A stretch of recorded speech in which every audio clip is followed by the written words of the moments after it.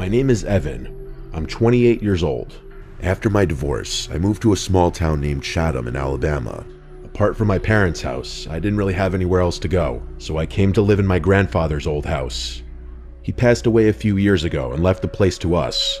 It's about 10 minutes outside town, sitting on 10 acres surrounded by woods. It's real quiet out there. I thought I'd enjoy that. The house is old, wood floors that creak, doors that stick, the kind of place that always feels a little cold no matter how high the thermostat is. But it was free, and I didn't have a better option. The first few nights were normal. I unpacked and cleaned. I spent the evening sitting on the porch with a beer. It was peaceful. No traffic, just the wind through the trees and the occasional owl. But then the noises started. The first time I heard it was on the 7th night. I had just gotten into bed around midnight. I was almost asleep when I heard whistling outside.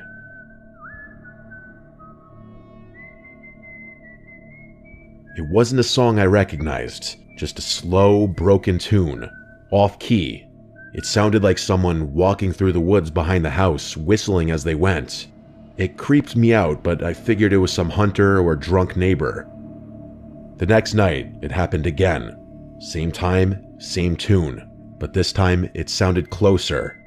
I got out of bed and turned on the porch light, but I didn't see anyone. I went outside with a flashlight and checked around the yard. Nothing.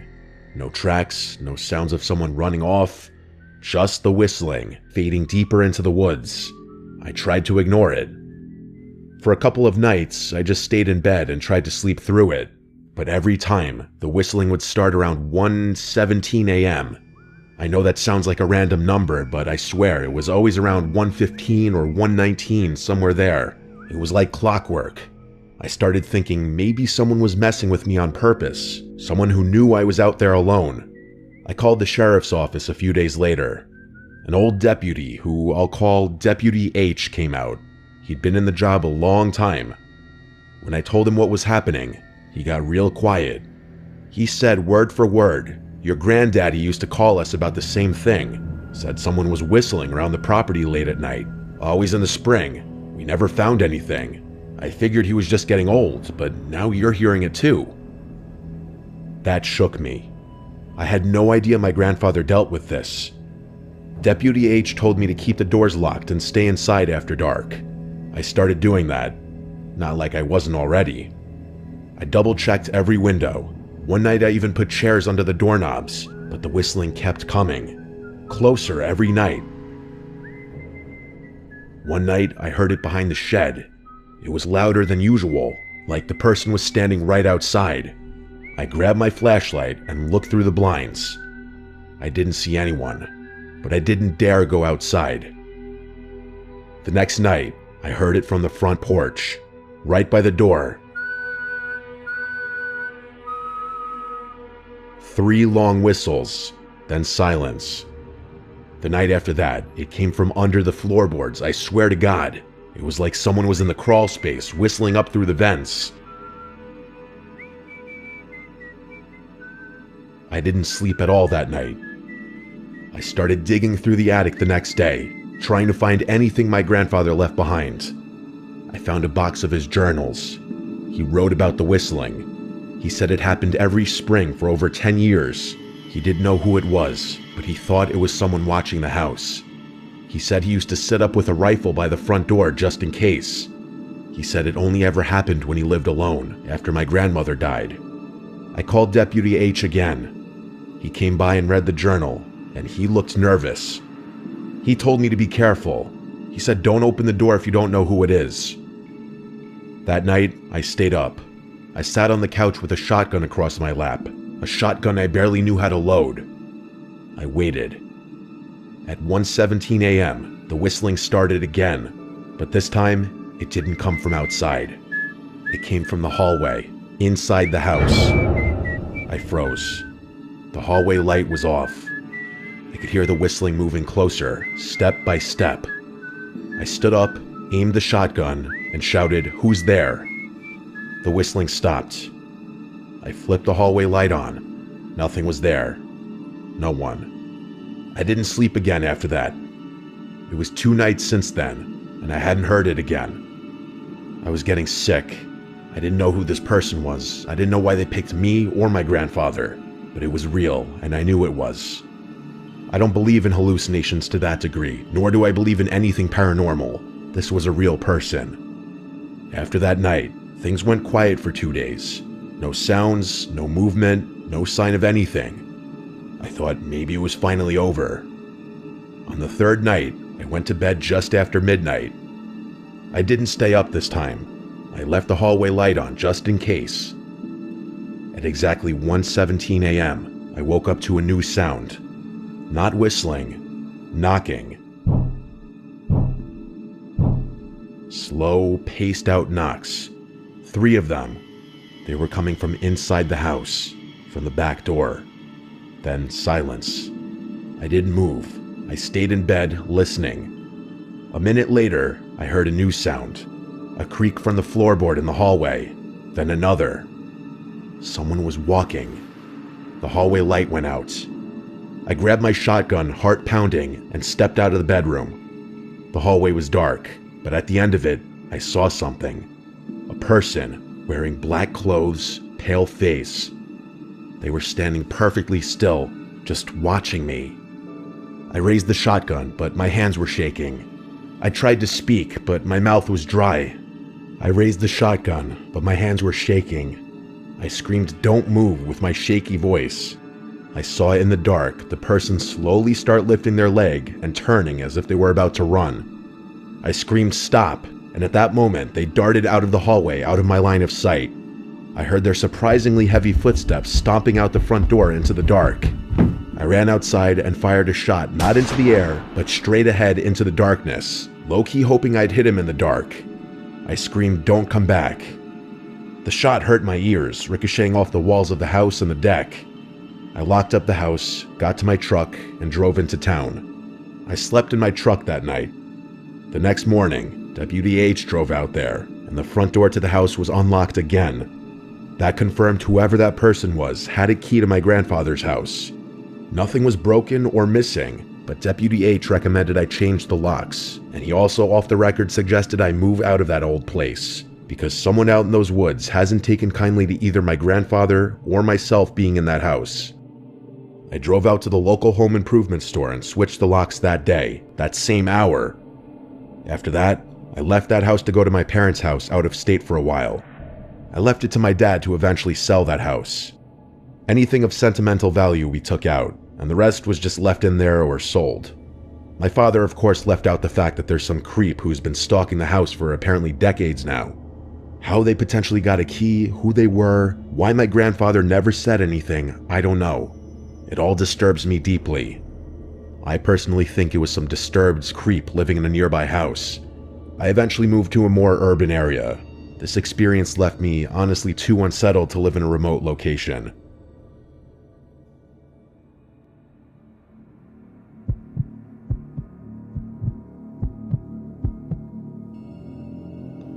I'm 16 and live in the city now, but I've spent the first 8 years of my life in the countryside. For some people, it might seem weird, as I was allowed from a very young age to walk around the small village without being supervised by my parents. The area itself wasn't very big, and the entire population was about 90 people maximum. Basically, everyone knew everyone, to the point that me and my friends remembered the car numbers and whom they belonged to. It was a hot summer day. My friend and I, who I'll call Julian, were dead thirsty for some Coca-Cola. Back then, soda was very cheap at those little supermarkets, and we really needed a couple of pennies to get the right amount of money to buy 2 cans. Luckily, an old woman called us from her house. She explained that she was going to make some mint tea for everyone since her birthday was coming up. The issue was, she ran out of mint plants, so she told us that if we'd fill 2 plastic bags with mint leaves, she would buy us as much soda as we wanted. Julian and I thought it was a great idea, since I didn't want to ask my parents for any money.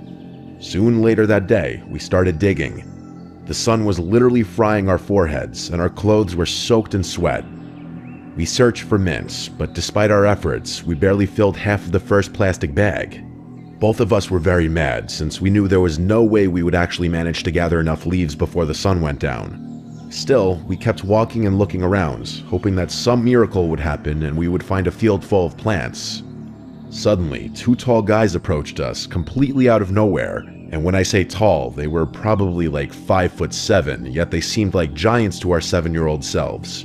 And what surprised me the most was that they were both covered in black clothes, with large hoodies and tight pants. None of them looked older than 17, despite being very hard to make out their facial features.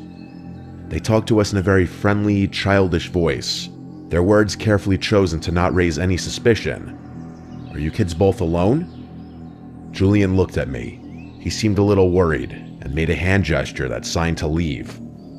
Unfortunately, body language was never my cup of tea, so I didn't understand what he wanted us to do.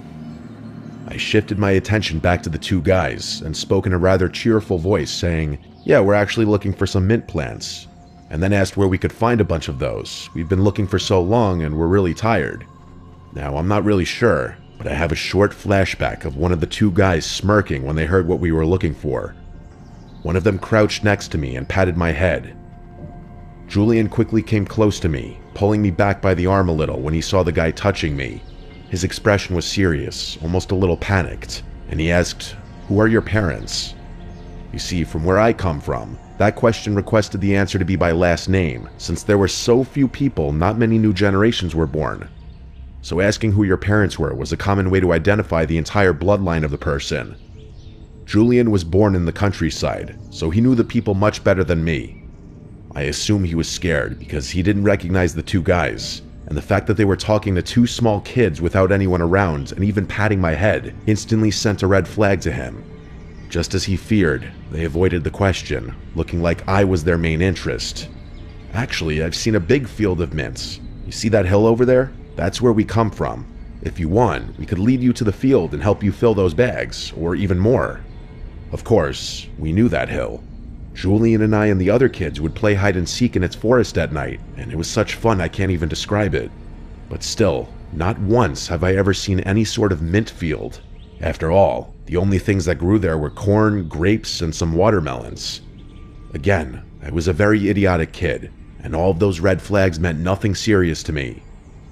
I nodded eagerly, pulling Julian by the arm to come with me. The guys seemed satisfied and began to lead the way. We were walking further and further away from the village, and I could feel my friend's hand tremble in mine. At that point, I felt a sudden shiver down my spine, as the village was now completely nowhere to be seen. The forest was right in front of us, and I could see that there was no trace of any field of mint. I tried asking the guys where we were going, but they gave very vague answers like, "You'll see," or "Just be patient." I began to sweat as well, and slowed my steps a little. Panic was rushing through my veins, and I quickly realized something bad was going to happen. But for some reason, I couldn't stop walking. I knew for sure that if either of us tried to step back, something really, really bad would happen. Then, very discreetly, Julian came close to my ear, and I still get chills remembering this so vividly. He whispered as silently as he could, "There's something wrong with these two. Run."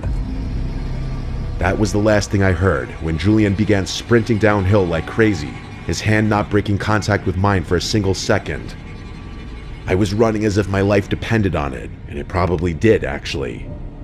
I could hear the two guys curse, and eventually they started chasing us from behind. I started crying loudly with fear, not stopping in my tracks. I'm sure I wasn't even breathing, and I can't understand how in the world I ran for almost 2 kilometers back into the village without a break or a breath. The woman who asked us to look for the mint saw us both, full of tears and sweat. Our faces were pale, as if all the blood left our bodies in that very moment. At some point as we got closer to the village, those guys must have stopped following us. She calmly took us inside and gave us some chocolate to feel better. She asked what had happened, and Julian was the one to tell her since my mouth was completely paralyzed. As soon as he finished, the woman gave us a worried look and scolded us for being so stupid.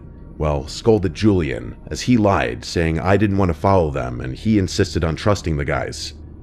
After that incident, he wasn't allowed to come outside and play for a month, while I needed lots of time to recover from the small trauma. I never found out who those guys were, or what they wanted from us. Looking back now, much older, I can likely guess, and that doesn't sit well with me. While we were running, there was a huge chance I could have tripped and fell, since running downhill at that speed was very risky.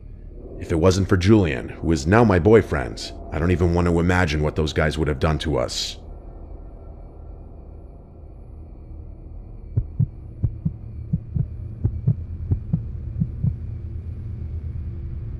My parents used to work a lot when I was little.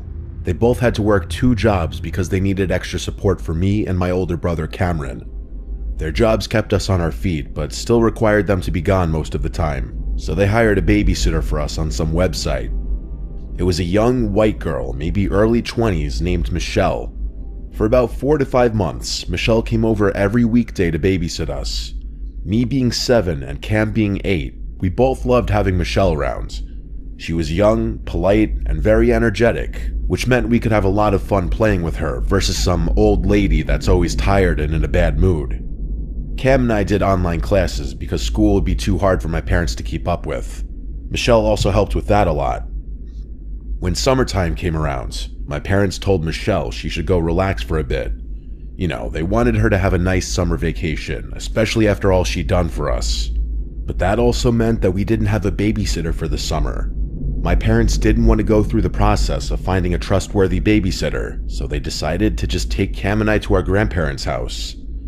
They lived in Texas in the countryside, which is a little far from our house in Oklahoma, but it would be worth a drive given we'd be there all summer.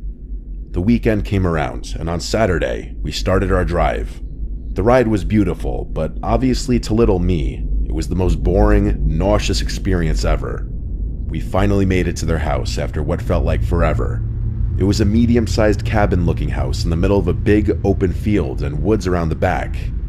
A little off to the side was kind of a barn-style building with an area for animals such as cows, goats, chickens, and other cool stuff.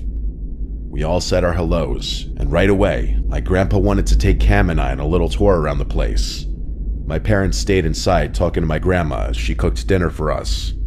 The night was amazing. We got to catch up with Grandma and Grandpa, and we played a little bit with their dog Cora.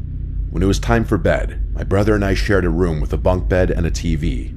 The room next door was another bedroom where my parents slept. My mom and dad fell asleep very fast because they were tired from the drive, and they had to be home the next day for work on Monday. Cam and I stayed up a little bit longer watching some cartoons on TV. After a bit, we finally went to sleep with the TV on. Around 2 a.m., I was woken up by the sound of footsteps outside my window. Heavy footsteps. I couldn't see what was out there because the window had blinds over them. The footsteps didn't wake up Cam because the TV was still playing, but I could still hear them. I then heard a weird noise coming from the window, and after 2 seconds, I heard a grunt. Someone was trying to open it. I went to my parents' room to wake them up and tell them. They didn't really believe me and thought it was my imagination, of course, but when they went to check, nothing was there. So they just brushed it off as an animal sound. We were in the middle of nowhere after all, and maybe my kid brain really did think it was something it wasn't. I fell back asleep after 5 minutes of just laying there. In the morning, I woke up to the delicious smell of my grandma cooking breakfast as my parents were packing to go home. We all ate together, then my parents were off. Once they left, my grandpa took Cam and I to go feed the animals while taking Cora on a walk. I wanted to have Cora's leash, so my grandpa handed it to me, saying to hold on tight. As we were walking along the trail, I found myself having to pull Cora a little bit every 5 seconds. When I finally looked to see why she wasn't walking, I saw her staring at something. She was staring in the woods. I was a little scared to look in the direction, but when I did, I saw a black figure standing there staring at us. Even though it was all black, I could tell he was looking at us. He was half behind a tree with his hands on the wood, as if he were trying to peek over, but with his whole body. I turned to my grandpa to tell him, but him and Cam were already like 15 feet ahead of me. I ran to catch up with them while having to pull Cora a little bit, but once I told my grandpa about the man in the woods, the man vanished. It was like he was never even there. I thought I would have been able to see him if he ran off, but where could he have gone? My grandpa heard about what happened the night before, so me telling him something like that couldn't be me playing tricks on them. I could tell in his face that he was concerned, but he just told me that it was okay and that it was probably a deer in the distance, and that when I ran, I scared it off. After we fed the animals, we went back to their house. We enjoyed the rest of the day watching movies and playing outside in the sprinklers. That night, my grandma made the best dinner too. There was a lot of food, so after eating, I was really tired. I took a quick 10-minute bath and headed right to mine and my brother's room. Again, we watched cartoons for a bit and fell asleep. Around 1 a.m., I was woken up by the sound of humming outside the window. It was humming to the theme song of Cyber Chase, the show that was playing. Cam, being the heavy sleeper he was, didn't wake up to it. And as I said earlier, the blinds were over the window, so I couldn't see what it was. But I knew for sure at this point it had to be a person.